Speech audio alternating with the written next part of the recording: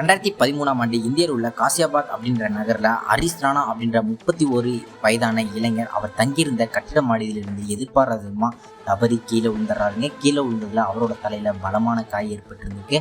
ஹாஸ்பிட்டலில் போய் சேர்க்கும்போது டாக்டர் சொன்ன விஷயம் என்ன அப்படின்னா, ஹரிஸுக்கு மூளைக்கு போகிற எல்லா நரம்புகளும் செயல் இருந்துச்சு. அதனால் ஹரிஸ் உணர்வில்லா உயிர்நிலையில் படுத்த படுக்கையிலே தான் கிடப்பாரு. ஹரிஸுக்கு சுற்றி நடக்கிற எந்த விஷயமும் தெரியாது. அவரால் கண்களால் பார்க்க மட்டும்தான் முடியும். அவரால் பேசவும் முடியாது.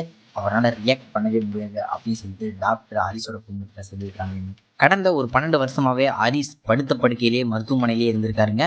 மருத்துவமனையில் இருக்கிற மருத்துவ கருவியால் மட்டுமே உயிரோடு இருந்திருக்காரு.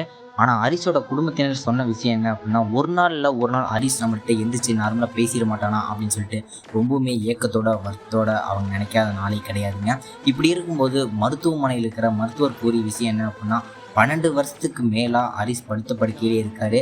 இதுக்கு மேலே ஹரிஸ் நார்மலான நிலைக்கு வரக்கு வாய்ப்புகளே கிடையாது அப்படின்னு சொல்லிட்டு ஹரிஸோட குடும்பத்தினர் டாக்டர்கிட்ட சொல்கிறாங்க. இதை கேட்ட உடனே ஹரிஸோட குடும்பம் ஒரு முக்கியமான முடிவு ஒன்று எடுக்கிறாங்க.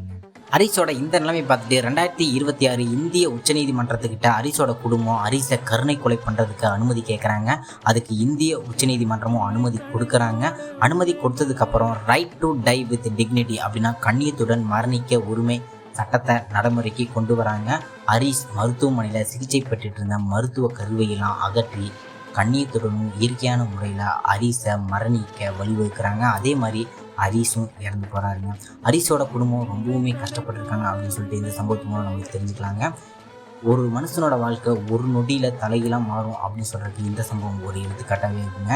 இந்திய உச்சநீதிமன்றம் கொடுத்த இந்த தீர்ப்பை பற்றி உங்களோட கருத்துக்கள்னு சொல்லிட்டு கமெண்ட் பாக்ஸில் கமெண்ட் பண்ணுங்கள். அடுத்த ஒரு கிரைம் ஸ்டோரியில் சந்திக்கும் வரை நான் உங்கள் மேடி.